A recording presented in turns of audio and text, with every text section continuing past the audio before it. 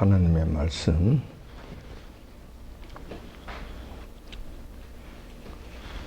오늘 하나님의 말씀은 사도행전 9장 36절에서 42절까지 신약성경 203페이지에 있습니다.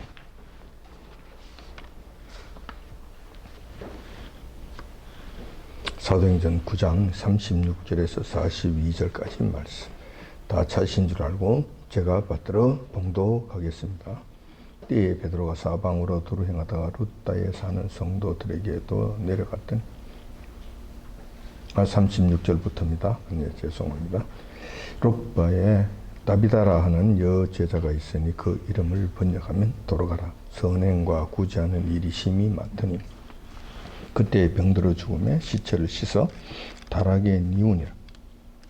루다가 룹바에 가까운지라 제자들이 베드로가 거기 있음을 듣고 두 사람을 보내어 지체 말고 오라고 간청하니 베드로가 일어나 저희와 함께 가서 이르매 저희가 데리고 다락에 올라가나니 모든 과부가 베드로의 곁에 서서 울며 돌아가 저희와 함께 있을 때 지은 속옷과 겉옷을 다 내어 보이거늘 베드로가 사람을 다 내어 보내고 무릎을 꿇고 기도하고 돌이켜 시체를 향하여 가로되 다비다야 일어나라 하니 그가 눈을 떠 베드로를 보고 일어나 앉은지라. 베드로가 손을 내밀어 일으키고 성도들과 과부들을 불러들여 그의 산 것을 보이니 온 요파 사람이 알고 많이 주를 믿더라. 아멘. 오늘 본 말씀을 중심으로 해서 다비다야 일어나라 라는 제목으로 말씀을 나누고자 합니다. 오늘은 특별히 어버이 주일로 지키는 날입니다. 교회 이력으로 보면 오늘은 어린이 주일이고 다음 주일이 어버이 주일입니다. 하지만 우리 교회는 교회 사정상 지난 주일을 야훼 예배 겸 어린이 주일로 간주하였고 오늘을 어버이 주일로 정하고 그렇게 지키기로 하였습니다. 따라서 오늘은 어버이 주일에 관한 말씀을 드리고자 합니다. 신앙생활을 오랫동안 해오신 분들은 해마다 어버이 주일을 맞이했습니다. 또 그때마다 어버이 주일을 맞이할 때마다 어버이 주일에 관한 말씀을 드렸을 것입니다. 그렇기 때문에 어버이 주일에 관한 색다를 것이 없을 것이라고 생각들을 하실 겁니다. 우리가 어버이 주일만 되면 늘 듣는 말씀이 있습니다. 에베소서 6장 2절 3절에 있는 말씀이죠. 내 아버지와 어머니를 공경하라. 이것이 약속 있는 첫 계명이니 이는 너가 잘되고 땅에서 장수하리라. 이런 말씀 여러 번 들으셨을 것이고 이어서 에베소서 6장 4절에 또 아비들아 너희 자녀들을 노엽게 하지 말고 오직 주의 교양과 훈계로 양육하라. 이런 말씀을 늘 들어오셨을 줄 압니다. 그래서 별 다른 것 없고 별 색다른 것이 없다 라고 제가 말씀을 드렸던 것입니다. 그래서 오늘은 부모를 어떻게 공경해야 하는가, 부모가 되어서 자녀들을 어떻게 양육해야 되는가 하는 이런 일반적인 문제에 대해서는 생략하고자 합니다. 여러분들이 누구보다 성경적으로 잘 알고 있기 때문에 그렇다는 것입니다. 대신에 오늘은 어른으로서 어떤 처신을 해야 하는가 하는 문제에 대해서 말씀드리고자 한다는 것입니다. 특별히 오늘은 여선지 도르가에 관한 말씀이 기록되어 있으므로 우리는 도르가를 중심으로 그의 행적을 추적해 보고 어른으로서 어떠한 삶을 살아야 하는지 또 후손들에게 어떠한 모범을 보여줘야 하는지에 관한 말씀들을 나누고자 한다는 것입니다. 우선 도르가라고 하는 여인이 오늘 본문 말씀에 나옵니다. 그 욥바에 다비다라 하는 여제자가 살고 있었다고 말씀은 시작하고 있습니다. 여러분들도 잘 아시다시피 욥바는 이스라엘 서편 지중해 연안에 있는 유명한 항구 도시입니다. 그때도 지금도 그렇지만 그때도 비교적 상업이 발달하고 교역이 발달해서 많은 사람들이 모여 사는 그런 도시였습니다. 그곳에 다비다라고 하는 여제자가 살고 있었다는 것입니다. 오늘 성경 말씀은 이렇게 시작하는 거예요. 다비다는 히브리어로는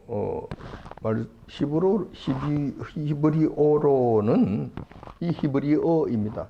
좀 더 정확히 이야기하자면 아람어이죠. 근데 이 히브리어로는 사슴이라는 아름다운 뜻을 갖고 있는 이름입니다.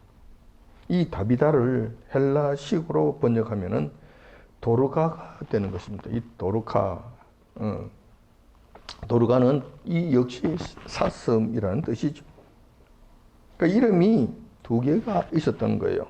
하나는 유대식 이름인 다비다였고, 다른 하나는 도르가라고 하는 헬라식 이름이었다는 거예요. 유대인을 만나면은 다비다라고 그러고, 헬라 사람들을 만나면은 나는 이름이 도르가다라고 이렇게 했던 것입니다. 그런 그녀가 예수님을 따르고 예수님의 가르침을 받아 살아가는 그런 여제자였다는 것입니다.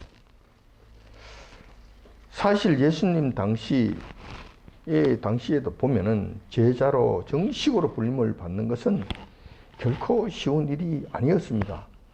예수님에 의해 공식적으로 부르심을 받은 제자의 호칭을 받은 자들은 사실상 12명밖에 되지 않았습니다.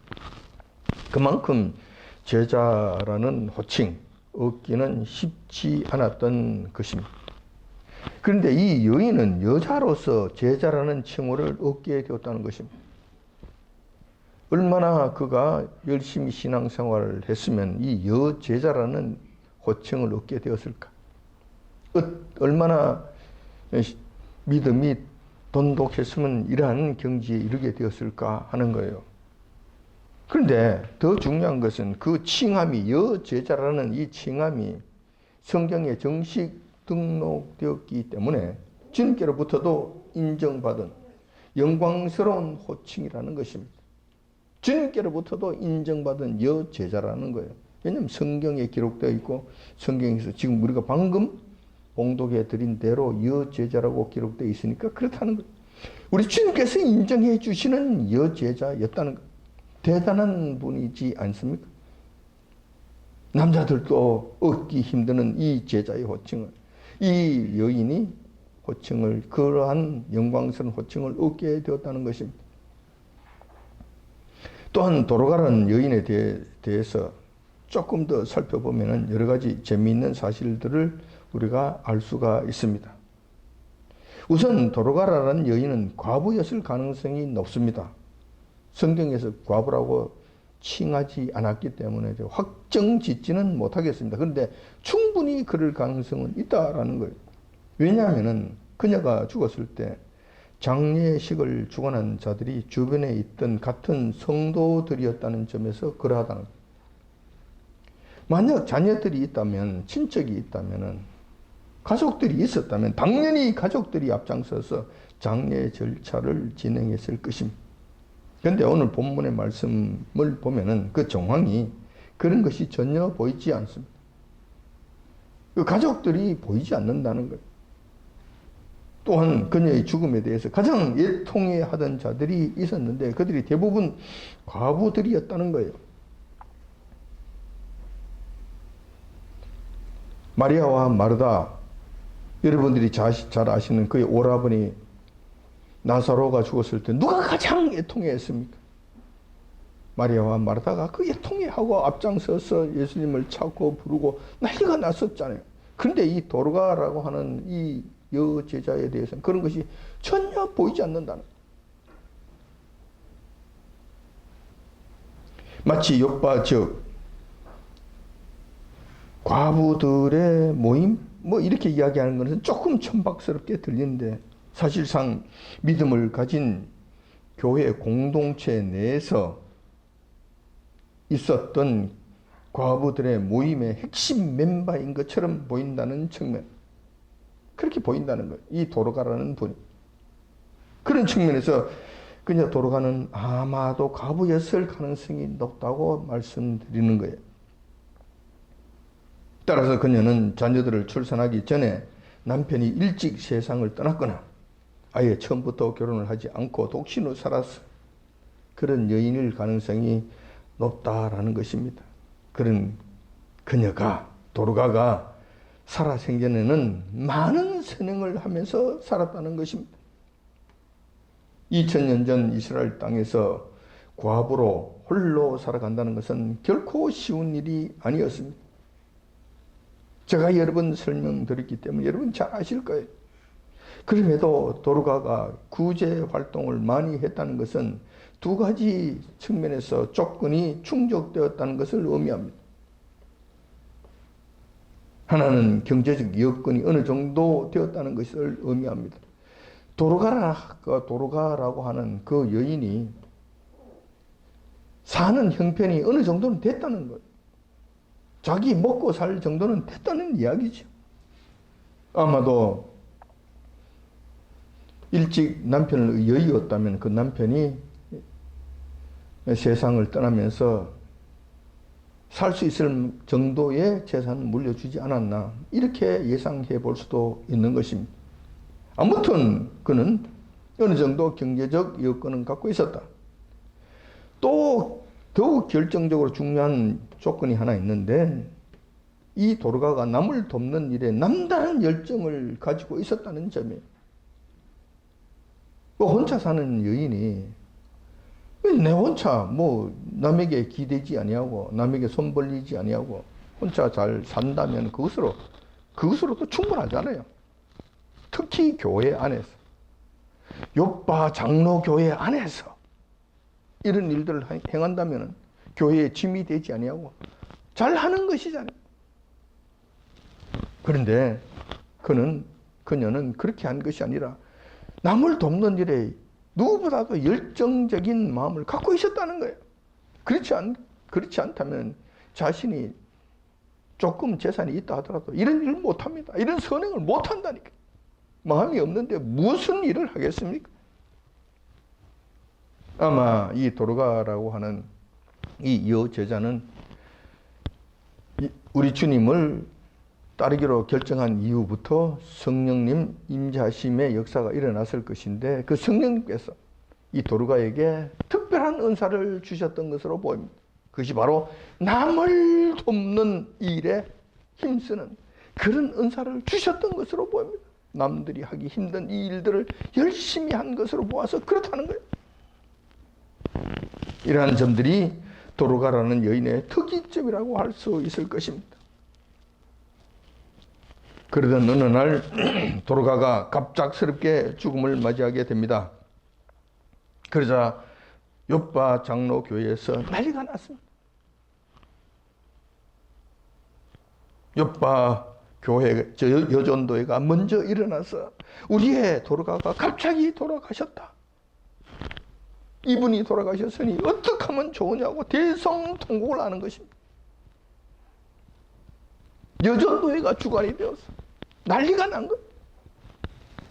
특히 그동안 힘들게 살아가던 교회 과부들을 자기 몸처럼 돌봐 주었던 분이 돌아가셨다고 더욱 애통해하는 거예요. 그래서 그동안 도르가로부터 도움을 받았던 여러 가지 증거들을 들고 나와서 나는 이러한 도움을 받았네. 나는 저러한 도움을 받았네. 나는 속옷을 받았네. 겉옷을 받았네. 여러분 뭐 속옷 하나 가지고 뭐 그렇게 호들갑을 뜨느냐라고 이야기할지 모르겠습니다. 근데 2000년 전에는 그렇지 않아요. 그렇지 않았다니까. 근데 옷이 흔했는 줄 아세요? 우리 옷 흔하게 입은 지가 지금 얼마나 됩니까? 제가 고등학교 다닐 때만 하더라도 교복 한 벌과 외출복으로는 교련복이 전부 다였어요. 그 외에 다른 옷이 있었습니까? 없었습니다. 그런데 2000년 전에는 얼마나 더 있겠습니까? 속옷 아예 없지요. 속옷 없습니다. 겉옷은 망토처럼 걸치고 다녔는데 그럼 이 겉옷은 상당히 귀했습니다. 그리고 값도 꽤 많이 나갔어요. 이 겉옷은 그들이 비가 올 때는 비를 비를 가리워주고 햇빛 가리워주고 뿐만 아니라 저녁이 되면 그 이불이 되어서 그걸 감고 잠을 자고. 그러니까 이게 겉옷이 없으면 사람들이 일상생활을 못해요. 저당을 잡더라도 겉옷은 저녁이 되면 다시 돌려주라고 주님께서 명령하신 거예요. 그만큼 이 겉옷은 그들에게 있어서 중요한 것인데 그것이 흔하지 않았다는 거예요. 예수님께서 십자가에 돌아가셨을 때 로마 병사들이 무슨 일을 했습니까? 예수님의 그 겉옷을 가져다가 그들이 네 귀퉁이를 잘라서 네 동강 내어서 각자 하나씩 가져가자 이렇게 했던 것이잖아요. 그러다가 이렇게 하면은 너도 못 쓰고 나도 못 쓰니 그냥 가위바위보 해서 한 사람이 몰쳐 가져가도록 하자 해서 그들이 제비 뽑기 위해서 가져간 거잖아요. 그만큼 겉옷은 그들에게 소중한 거예요. 그런데 그 교회 과부들이 그런 겉옷을 함부로 가질 수 있었겠는가? 못 가진 사람도 있었지 않았겠는가? 이런 것들을 이 도르가가 만들어줬는지 사줬는지 어떻게 했는지 간에 그것을 준비해서 그 주변에 있는 정말 불쌍한 과부들에게 그것을 나눠줬다는 거예요. 그러니 그들에게 있어서는 도르가의 그 선행을 평생 잊지 못할 은덕으로 생각했을 것입니다. 그러니 이러한 도르가가 갑자기 돌아가셨으니 대성통곡을 하는 것이 당연하지 않았나 생각이 듭니다. 그래서 우선은 교인들이 앞장서서 교인들 중에서도 아마 여전도회가 앞장을 서서 도르가의 장례식을 치르게 되지 않았나 생각이 됩니다. 그런데 그 장례식 절차가 조금 이상합니다. 평상시 유대인들이 하는 그런 장례 절차가 아니라는 겁니다. 무슨 이야기냐면은 보통 유대식 장례 절차는 예수님께서 돌아가셨을 때 장례식을 치르는 것과 같은 방식입니다. 이게 일반적인 방식이에요. 우선 돌아가시면 시체를 깨끗하게 씻습니다. 그런 다음에 향품을 바르지요. 향품을 발라서 냄새가 나지 않게 하고 최대한 예의를 갖춘 다음에 그 다음에 흰 천을 감습니다. 몸에 흰 천을 감은 다음에 하루 해가 지기 전에 밤이 오기 전에 무덤에 안장하고 돌로서 무덤 입구를 막아 놓습니다. 이것이 장례 절차의 전부 다입니다. 그리고 슬프면 그 다음날 와서 그 무덤 앞에 와서 무는 거예요. 울다가 가는 거예요. 이런 식이에요. 이것이 일반적인 장례 절차인데, 그리고 또 유대 그 지방에서는 시체를 하루 이상 보관하지 않습니다. 왜냐하면은 금방 부패가 되거든. 그래서 그들은 해가 지기 전에 대체적으로 장례식 다 끝내버립니다. 오래 두질 않는다니. 그래서 우리나라처럼 3일장이나 5일장 같은 건 아예 없습니다. 이스라엘 땅에서는 그런 풍습이 아예 없습니다. 그렇게 하지 않는다니까. 그런데 이 도르가의 경우를 보면은 그렇지 않아요. 요파 교회 성도들이 우선 시체를 깨끗하게 씻은 다음에 도르가의 집 다락방에 안치해 둔 것입니다. 이게 장례식을 치르면은 무덤으로 가야 되는데 무덤으로 가질 않아요. 향품도 바르지 않았는 것 같고 그냥 흰 천으로 덮지도 두르고도 이렇게 한 것도 아닌 것 같고 그냥 다락방에다가 자기들이 그 자는 것처럼 낮잠 자는 것처럼 그냥 얹어놨다는 거예요. 그런 다음에 교회 젊은 남자 집사들 2명을 시켜서 인근 마을에 있는 베드로 사도를 모셔오라고 그렇게 했다는 것이죠. 굉장히 이례적인 일이었습니다. 아마도 그때 요파 교회의 경우도 여전도의 입김이 상당했던 것이 분명합니다. 이들이 주관했을 것이 분명해 보이는 거예요. 한편 베드로 사도는 그때 당시 어디에서 무엇을 하고 있었는가? 베드로 사도는 그때 욥바 마을에서 불과 한 10여 킬로 떨어진 인근 루따라고 하는 마을에 머물면서 복음을 전파하고 있었던 중이었습니다. 베드로 사도가 루따에 복음을 전할 때에 루따 마을에는 깊은 중풍병에 걸려 있는 자가 있었습니다. 8년 동안 꼼짝도 못하고 침상에 누워있던 그런 중증 환자였습니다. 근데 그의 이름은 에니아라는 자였다는 것이죠. 베드로 사도가 그러한 에니아를 보고 불쌍하게 여겨서 그를 고쳐주게 됩니다. 예수 그리스도의 이름으로 일어나라 명하니까 즉시 에니아가 병상을 털고 일어나는 기적이 나타나게 됩니다. 이 기적으로 인해서 루따는 물론이고 인근 마을인 사론이라고 하는 동네까지 이 소문이 파다하게 퍼지게 됩니다. 그래서 많은 동네 주민들이 이 사실을 보고 예수 그리스도의 권능을 그냥 믿고 깨닫고 확신하고 예수님을 구주로 섬기기로 작정하는 이러한 복음 전파 역사가 일어나게 됩니다. 에니아가 고침을 받는 이러한 사실이 욥바에 있던 자들에게도 전파되지 아니하였을까? 욥바에 있는 그 성도들이 이 사실을 모르고 있었을까? 그렇지 않았을 것입니다. 10km 정도밖에 떨어지지 않는 그곳에서 이런 어마어마한 사건이 일어났는데 욥바 교회 성도들이 이 사실을 모를 리가 없었다는 거예요. 그래서 욥바 교회 여전도회에서는 긴급 회의를 소집하고 이런 결정을 내렸던 것입니다. 우리의 사랑하던 형제 도르가가 갑자기 돌아가셨다. 하지만 얼마 전 베드로 사도가 루따에서 에니아를 기적적으로 고친 사실이 있다. 그렇다면 우리의 도르가도 충분히 살 수 있을 것 아닌가? 다행히 베드로 사도가 멀리 가지 않고 아직 루따에 있다고 하니 젊은 집사, 발빠른 집사 2명을 선발해서 베드로 사도에게 보내어 모셔오도록 하자. 이런 결정을 했다는 거예요. 그냥 동굴에, 그러니까 무덤에 넣고 장례식을 완전히 치르고 무덤 앞에 돌을 굴러서 막아놓고 뭐 이렇게 끝을 내는 것이잖아요. 그렇게 하지 말고 살리자는 거예요. 살리자. 우리의 도르가를 살리자는 거예요.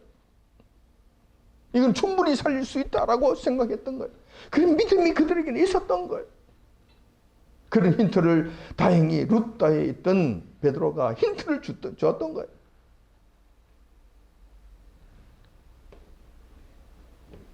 베드로 사도가 욥바 교회로부터 온 집사들로부터 그동안의 사정을 듣게 됩니다.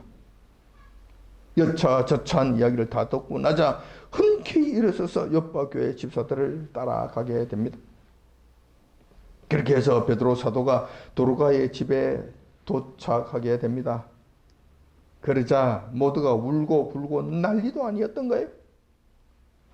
우선 욥바 교회 여전도회에서 마중을 나와 베드로를 맞이합니다. 그런 다음 홀로 된 과부들의 그룹들이 앞장서서 베드로 사도에게 그동안 베드로가 얼마나 어려운 이웃 성도들에게 많은 구제 활동을 했는지 그냥 일일이 설명을 합니다. 그리고 자기들이 도움을 받았던 그 증거품들을 제시하면서 베드로에게 이야기를 합니다. 나는 속옷을 얻었습니다. 속옷이 없었는데 나는 겉옷을 얻었습니다. 겉옷은 나의 생명과 같은 것인데 누구는 식량을 얻었습니다.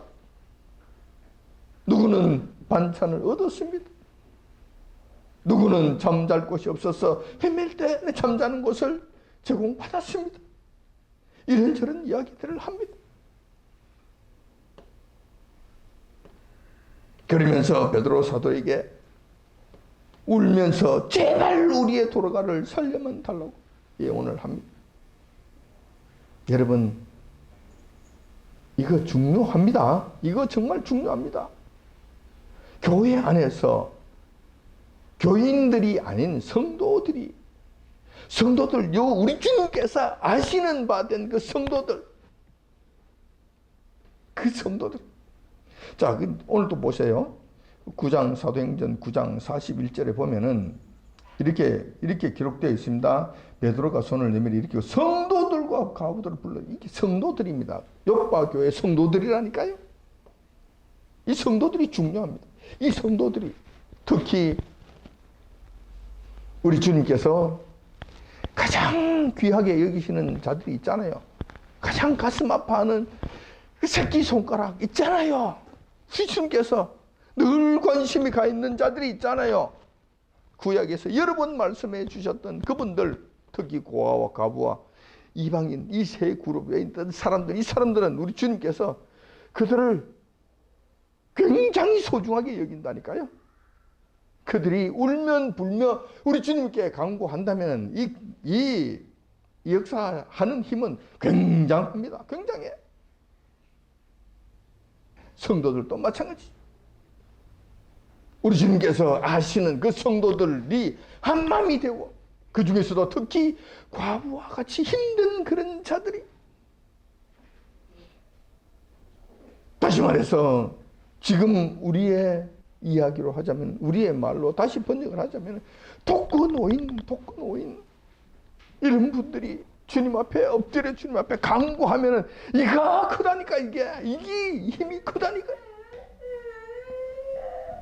여러분, 그래서 여러분, 이런 분들에게 여러분들 잘 하셔야 돼요. 그들을 소중하게 여기셔야 돼요. 다시 말해서, 한마디로 말해서 그분들에게 잘 보여야 된다니까. 왜냐하면 그들이 진정 고마워서 주님 앞에, 주님, 이 집사님을 기억하여 주시고 이 집사님께서 나에게 해준 이 은혜가 크심으로 주님께서 그에게 복 내려 주옵소서. 나는 어떻게 할 수가 없으니 그에게 은혜 내려 주시옵소서 라고 기도한다면, 이 기도가 목사가 하는 기도보다 훨씬 더 우리 주님의 보좌를 흔드는 능력이 있다는 거예요. 잘 하셔야 돼요. 반면에 그냥 독거노인이라고 함부로 대하고 뭐 별 볼 일 없지만 너는 저 뒤에 앉아. 보든지 말든지, 밥 먹든지 말든지, 가든지 들어가든지 오든지 그냥 내팽개치고, 저거는 왜 저렇게 와서 하는 짓 없이 미운 짓만 하는 거야. 그러고 쑥덕거리면서 그냥 내팽개친다. 그래서 그 과부로 하여금, 그리고 그렇게 힘들게 사는 자로 하여금 마음에 상처를 입게 했다. 어떤 일이 생길 것 같아요. 그 과부가 주님 앞에 엎드려서, 주님, 저는 오고 갈 데 없는 자이옵니다. 주님의 사랑이 가득한 공동체인 교회까지 와서 성도들의 모임체라고 한 그곳에 왔더니만 그곳에서도 나를 이렇게 힘들게 하옵니다. 주님, 나는 어디로 가야 되옵니까? 만약 이런 기도를 했다면 여러분 큰일 나는 거예요. 절단 나는 거예요. 주님께서 들으신단 말이에요. 이런 기도는 나오도록 하면 안 되는 거예요. 이런 기도는 그들의 입에서 절대 이런 기도가 나오도록 하면 안 되는 거예요. 특별히 저들은 내가 과부인 줄 알고 나에게 오히려 해를 끼쳤나이다. 나를 괴롭게 하였나이다. 나의 것을 빼앗아갔나이다. 이렇게 되면은 여러분, 그때는 벼락을 친다고, 하나님께서 하늘로부터 여러분들에게 벼락을 친다고 보시면 돼요. 큰일 납니다, 이거는. 그러지 마시라는 거예요. 오늘 이 문제가, 오늘 이 일이 저와 여러분들에게 가르쳐주고 있는 말씀이잖아요. 베드로 사도가 울며 불며 한두 사람이 아닌 모든 여전도의 과부 모임이 사초지종을 다 이야기하잖아요. 이러했다고 저러했다고. 이러한 내용들은 베드로 사도만 듣는 것이 아니라 하늘에 계신 우리 주님께서도 다 듣고 계시잖아요. 다 보고 계시잖아요. 베드로 사도가 자초지종을 다 들은 다음에 주변에 있던 모든 성도들을 일단 다락방으로부터 잠시 나가 있으라고 명하십니다. 그 다음 도로가를 살리기 위한 사역을 시작하게 됩니다. 우선 베드로는 무릎을 꿇고 간절하게 주님 앞에 기도합니다. 기도의 내용은 아마도 이러했을 것입니다. 주님, 불쌍한 도로가의 영혼을 다시 돌려보내 주시옵소서. 왜냐하면은 그녀가 지금까지 요빠 교회 여전도에서 행한 선한 일들이 있기 때문에 그렇습니다.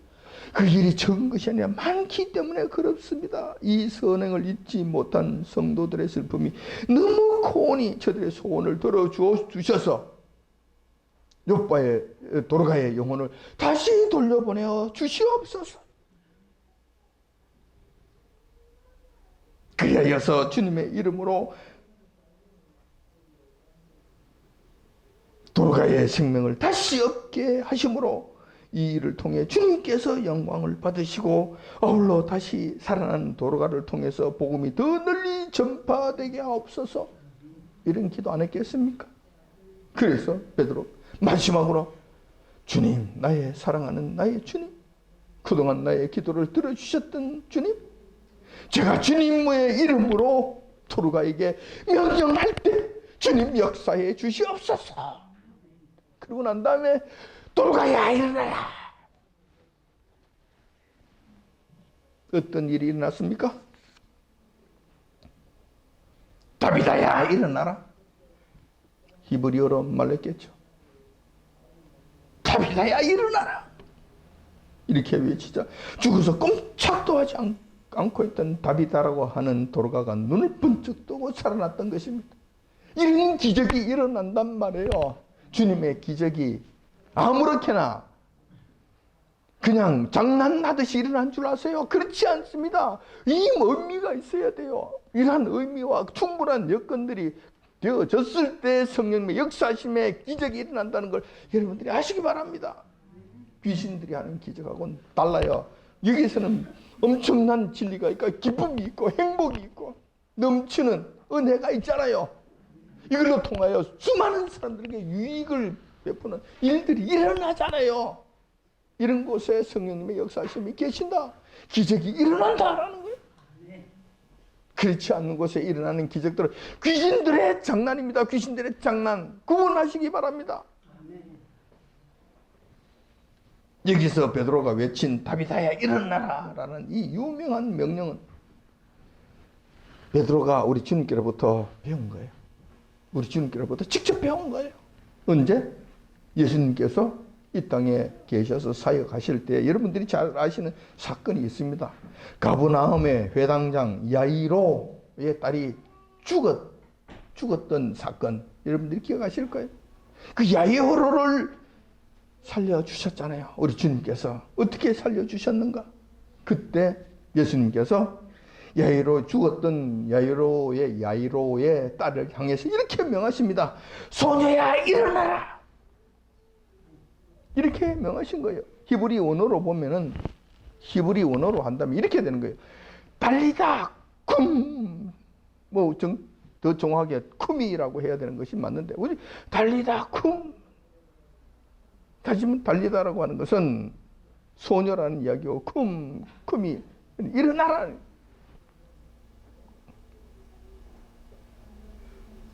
여러분들이 이 찬양곡도 잘 알잖아요. 그래서 달리다 쿰이라고 명령하니까 그냥 야이로의 딸이 그냥 살아난 거예요. 이것을 베드로가 목격을 했고 그것을 배웠던 거예요. 그래서 베드로가 한 말은 지금 도로가에 한 말은 단어 한 개만 다릅니다. 다비다야 일어나라. 이것을 히브리 원어로 하자면 이렇게 되는 거예요. 사실은 히브리 원어라기보다는 아람어이겠죠. 편의상식 히브리 원어라고 말씀드리겠습니다. 그러면 이 다비다에게는 뭐라고 말씀합니까? 달리다 쿰이라고 했는데 여기서는 다비다 쿰이라고 했다는 거예요. 달리다 쿰과 다비다 쿰 같은 말이잖아요. 같은 형태잖아요. 그렇게 명했다는 거예요. 이렇게 해서 죽었던 도로가가 다시 살아난 역사가 일어났다는 것이죠. 아마도 이 일로 인해서 요파 장로교회는 큰 기쁨이 임했을 것이고, 이러한 사실은 주변으로 널리 전파되어서 복음이 확산되는데 크게 기여했다는 것입니다. 오늘 본문 말씀도 그것을 말씀하고 있지 않습니까? 9장 42절에 보면은 온 요파 사람이 알고 많이 주를 믿더라, 이런 역사가 일어났다는 것이죠. 오늘 우리는 요파 교회 여제자 다비다라고 하는 도르가에 대해서 한번 살펴보았습니다. 어버이 주일을 맞이해서 무슨 죽은 도르가가 살아난 그런 이야기를 하느냐고 의아해 하실 수도 있을 것입니다.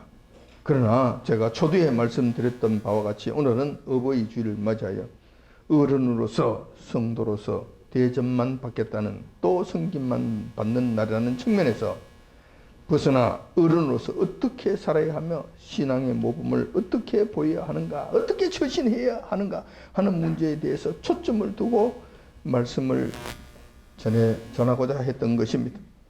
결론적으로 말씀드리자면 도르가처럼만 처신을 하면 된다는 것이죠. 우리의 어른들, 우리의 어버이날의 어버이로서 우리가 삶을 어떻게 살아야 되는가, 어떤 처신을 해야 되는가, 어떤 모범을 보여야 되는가, 도르가처럼만 하면 된다는 것입니다. 따라서 도르가를 통하여 우리는 몇 가지 교훈을 얻고자 합니다.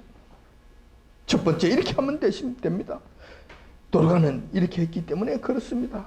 도르가는 어려운 환경과 여건 가운데서도 모범적인 신앙생활을 해왔다는 사실입니다. 이 점을 우리는 모범으로 받아들여야 된다는 것입니다. 특히 여인으로서 여제자라고 하는 칭함을 하늘로부터 받았다는 것은 남자들도 부러워하는 신앙이라는 것을, 신앙인이었다는 것을 말해주고 있습니다. 두 번째, 우리가 본받아야 할 부분은 이런 것입니다. 구제하는 일과 선행을 많이 했다는 점입니다. 과부로서, 특히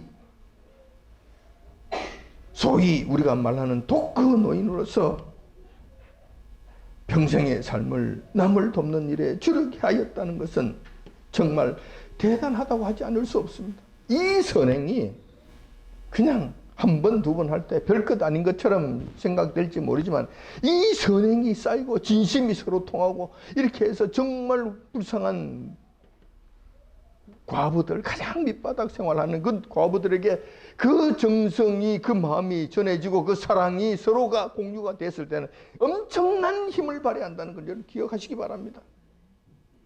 요 하나님께서 이 기도를 듣지 않을 수 없는 상황으로 만들어 간다는 거예요. 그래서 기도에 응답받고 싶으면은 이런 것이 준비가 되어야 되는 거예요. 이런 것이 준비가 되어야 되는 거예요. 자, 이러한 것들을 선행하는 것과 구제하는 일에 힘써야 된다는 거예요. 또 세 번째, 우리는 주변 교인들로부터 절대적인 신뢰를 받아야 한다는 점입니다. 도르가가 그렇게 했다는 거예요. 사실 요즘처럼 사랑이 메말라가는 세상에서 교회 내라고 하더라도 성도들로부터 절대적인 존경과 신뢰, 사랑을 받는다는 것은 정말 어렵습니다. 잘 안 됩니다. 성도들 간에 마찬가지. 교회에서 목사라고 해도 그렇고, 장로라고 해도 그렇고, 권사라고 해도 마찬가지입니다. 정말 이러한 절대적인 신뢰와 존경을 받는 것 정말 쉽지 않아요. 정말 어려워요. 잘 없어. 그렇게 안 된다는. 그렇기 때문에 도르가의 절대적 신뢰가 더욱 돋보이고 또 필요한 것이 아닌가 생각되어진다는 것입니다. 아니야. 나는 목사님, 난 그래도 꽤나 존경받는다고 생각하는데요. 정말 그럴까요? 한 가지 물어볼까요? 만약 나라는 존재가 죽었다. 도르가처럼 이렇게 울까요? 살리려고 이렇게 애를 쓸까요? 이런 일들이 있을까요? 그렇지 않다면은 도르가만큼 여러분 신뢰를 얻지 못했다는 것을 이야기하고, 도르가처럼 그렇게 선행을 하지 못했던, 마음에서 마음으로 전달되는 이런 선행은 하지 않았다는 것을 의미합니다.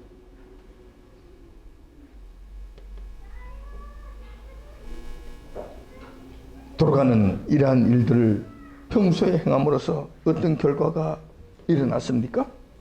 도로가라는 여제자는 죽음을 맞이하는 절대적 불치병에 걸렸음에도 불구하고 기적적인 방법으로 또 주님의 이름으로 다시 살아나는 믿음의 주인공이 되었다는 것입니다.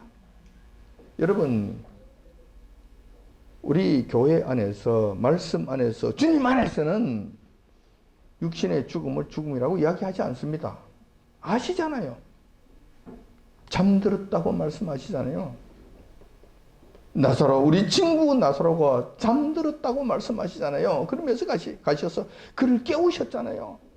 주님 안에서 도로가도 죽은 것이 아니라 잠시 죽을 병에 걸렸을 따름이고, 그 죽을 병을 우리 예수님의 이름으로 베드로가 다시 고친 사건이 일어났다는 거예요.